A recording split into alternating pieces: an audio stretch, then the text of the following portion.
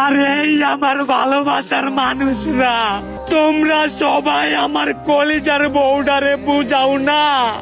Attitude দেখাইছিলে না, যা ছাইরা দিলাম তোরে। এইবার তোর অ্যাটিটিউড দুইয়া পানি খা।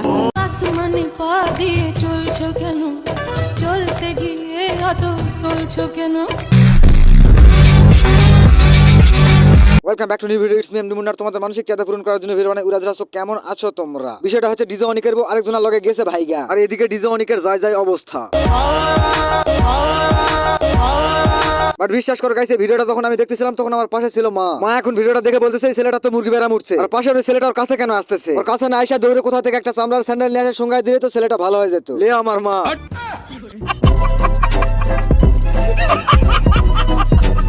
সো মা তো আমার মূর্খ মানুষ, মায়ের কথা বাদ দিয়ে ডিজে অনিককে নিয়ে একটু ঘাটাঘুটা শুরু করে দিই। বিকজ আমার জানতে খুব ইচ্ছে করতেছিল যে ডিজে অনিকের বউ কেন আরেক বেটার লগে ভাগিয়ে গেল। তারপর টিকটকে একটু ঘাটাঘাটি করতে চোখে পড়ে যায় ডিজে অনিকের বউয়ের এই ভিডিওটা।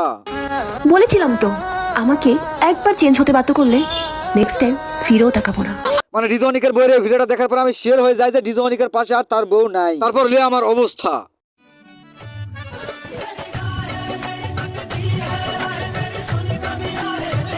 সো আবার আমার এত পরিমাণে কান্নাকাটি করার কারণ হচ্ছে একটাই, এই পিচ্চি ডিজে অনিকের বউ হারানোর কষ্টগুলো আমার সহ্য হচ্ছিল না ভাই। মানে এদিকে ডিজে অনিক সেরার মতন গোর পায়রা কষ্টের ভিডিও আপলোড দিচ্ছিল, আবার ওদিকে ডিজে অনিকের বউ ডিজে অনিকের কষ্টের ভিডিও দেখে আবার রিপ্লে ভিডিও একটা করে আপলোড দিত।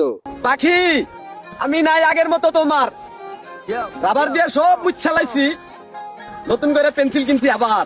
মানে এদিকে ডিজে অনিক বউ হারানোর কষ্টের ব্যথায় ছটফট করতেছে, আর ওদিক থেকে ডিজে অনিকের বউ লামায় কাটা খায় লবণের সিটা দিচ্ছে।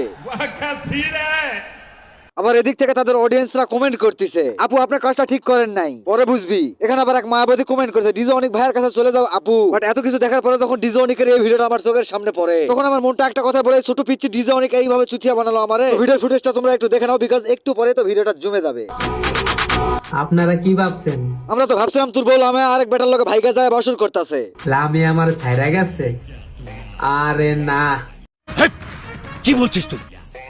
লামি আমার কাছে আছে। আর লামিয়ারে নিয়া ইউটিউবে একটা ভিডিও দিছি, ইউটিউবের লিংক আমার টিকটক বাইরে দেওয়া আছে, গিয়া লামিয়ারা দেখে আসে। তো আপনারা তো জানেন আমি টিকটক অনেক কান্নাকাটি করছি, বলছি যে আমার ওয়াইফ আমাকে ছেড়ে চলে গেছে। সো গাইস, তখন ছিল আবেগের কথা, এখন বলবো বাস্তবতা। মানে কি পরিমাণে সুচিয়া হলে এরকম সিন্ডিকেট তৈরি করতে পারে সোশ্যাল মিডিয়াতে এরা। মানে সোশ্যাল মিডিয়ায় একটু ভাইরাল পারসন, যার কারণে এরা যা ইচ্ছা তাই করেই যাচ্ছে। নিজের বউরে বন্ধুর হাতে তুলে দেয়, সে আইসা আবার টিকটকে বলে আমার বউ আমারে গেছে ছাইরে। ভাই সত্যি কথা বলতে তোরা অভিনয় সেরা। বউ বিচ্ছেদের ঘটনা ঘটায় আইসা আবার বলে এটা নাকি একটা শিক্ষণীয় ভিডিও। তো এরকম ভুল আপনারা করবেন না, তার জন্য এরকম করছি। আচ্ছা গাইস, এদেরকে নিয়ে আরো অনেক কিছু বলার ছিল, বাট আজকে বলতে পারতেছি না, বিকজ আমার শরীরটা ভালো না। তো তোমরা যদি এই ভিডিও পার্ট 2 চাও তাহলে অবশ্যই কমেন্ট করে জানাও। তো আজকে ভিডিওটা এই পর্যন্ত। ভিডিওটা ভালো লাগলে অবশ্যই লাইক কমেন্ট শেয়ার এন্ড চ্যানেলটা সাবস্ক্রাইব করে দিও। শোনা, নিজের এত দামি জিনিস ভাইবো না, আমরা গরিব মানুষ, দামি জিনিস ছাইড়া দেওয়ার অভ্যাস আছে।